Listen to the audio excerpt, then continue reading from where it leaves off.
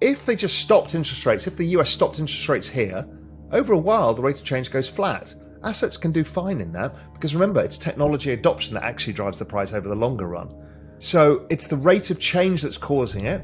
If the rate of change goes to zero and it flattens out, i.e. interest rates stay sticky, then the chances are that we just get the trend rate of adoption of the technology over time, which still gives it 100% a year rise. Welcome back to Market Empire.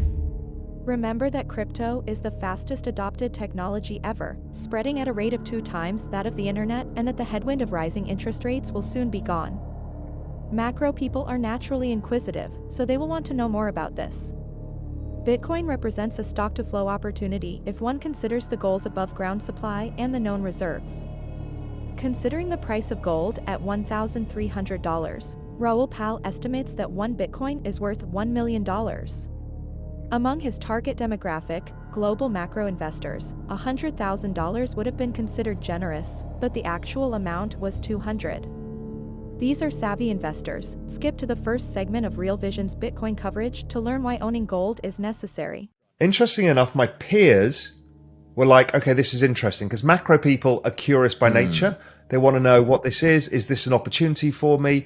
And I explained to people, listen, I said, I've done the maths here badly because I'm not a statistician. In fact, I failed all my stats classes. But if I look at the gold above ground supply and the known reserves and apply that to Bitcoin, so it's called a stock to flow. I said, I think Bitcoin's worth $1 million with gold at 1,300 at the time. I then also said, oh, and I'm also an idiot, so I'll discount myself by 90%. So let's assume 100 grand is fair value. And it was $200. So I'm like, this is the best reward any of us are ever going to see in our entire careers. And everyone got it. But that's my global macro investor audience. These are sophisticated investors. So cut to the first video on Real Vision when we mention Bitcoin, and it's like, it's a scam, it's ridiculous, you need to own gold. Remember, gold was at $1,300 back in 2012. And where is gold today? Just double checking. Gold today is $1,600. Bitcoin was at 200, and now Bitcoin today is at 20,000. But, oh God, on Real Vision, we got such pushback. You know, this is ridiculous. How dare you? You know, there's a bunch of people who just didn't like it. And over time, you know, I've been, as you know, very strong on this. And over time, people have left Real Vision because they didn't share that vision. But, you know, I think it proved pretty well that macro and crypto are all different facets of the same thing.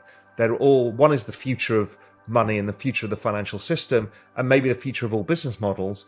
And the other one is the decaying system. And that kind of pessimism, optimism actually works really well. It gives you lots of opportunity sets. So if you think about that technology, that gives it this exponential uptrend. So if you put a logarithmic chart, it's actually pretty smooth. What are the cycles driven by? It's driven by liquidity. The biggest driver of Bitcoin is global liquidity, not just the Fed liquidity. So if you use the global bank balance sheets year on year, what you find is that's the thing. So China's already starting to print.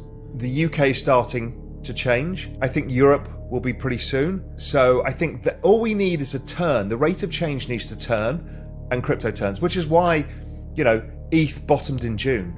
It's been looking forwards, saying the cycle's turning. And I think it's right. So I think the cycle's turning and it takes a while to play out. So people would call this crypto spring. You know, spring is a time where, you know, it rains a lot, it's cloudy a bit, sunny a bit, it's cold, it's warm. And that's exactly what the crypto market's like right now. It's just messy. But it's not really going down either. So it doesn't get colder every day. That's winter.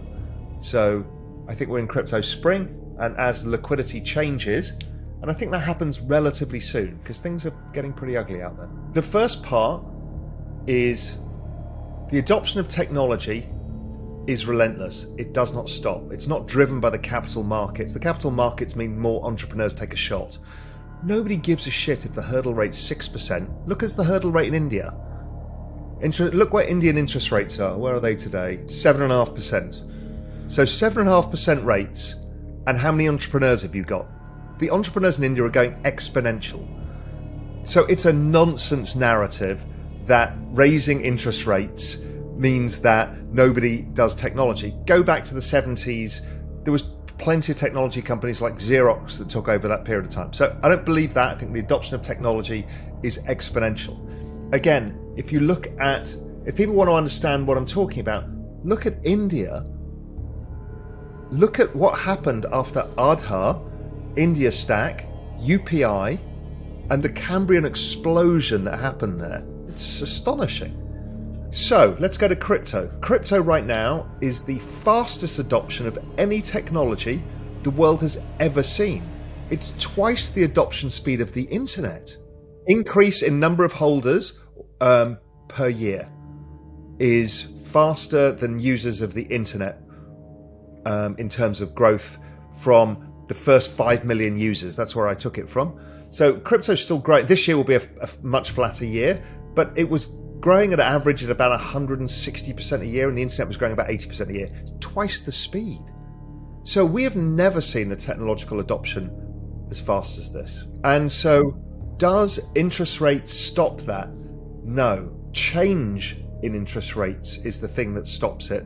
That liquidity, remember, it's year-on-year rate of change. What I don't want is interest rates to go from 3.5% to 10%, because that will not be a good investment then. That's it for today's video.